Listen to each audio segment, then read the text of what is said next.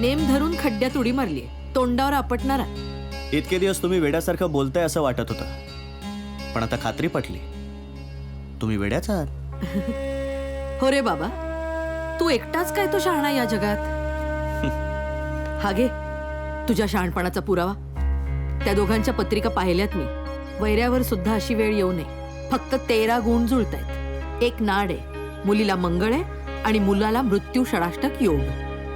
या योगांपेक्षा नावानेच घाबरायला होतंय हो. कळेल असं सांगा ना. अर्थात तुम्हाला कळलं असेल तर. तुला सायंटिफिक भाषेत ऐकायचंय? ऐक तर मग. एक नाड म्हणजे संतती सुख नाही. व्ययात शुक्र म्हणजे मॅरिटल प्रॉब्लेम. सप्तमात मंगळ म्हणजे प्रचंड मानसिक त्रास. आणि मृत्यू षडाष्टक योग म्हणजे मुलावर मृत्यूचं संकट किंवा 6 महिन्यात घटस्फोट ठरलेला. पत्रिका म्हणजे रिग्रेसिव्ह वाटते. ज्योतिष म्हणजे महामूर्ख वाटतं.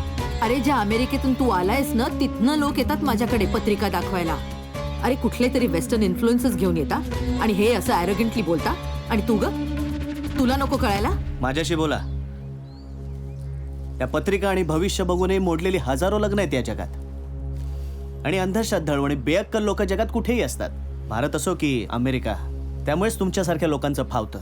आणि आम्हाला कसली भीती घालताय भविष्याची? त्यांचं वाईट होईल याची? हो दे वाईट. नाही, मी तर म्हणतो करूनच दाखवा वाईट.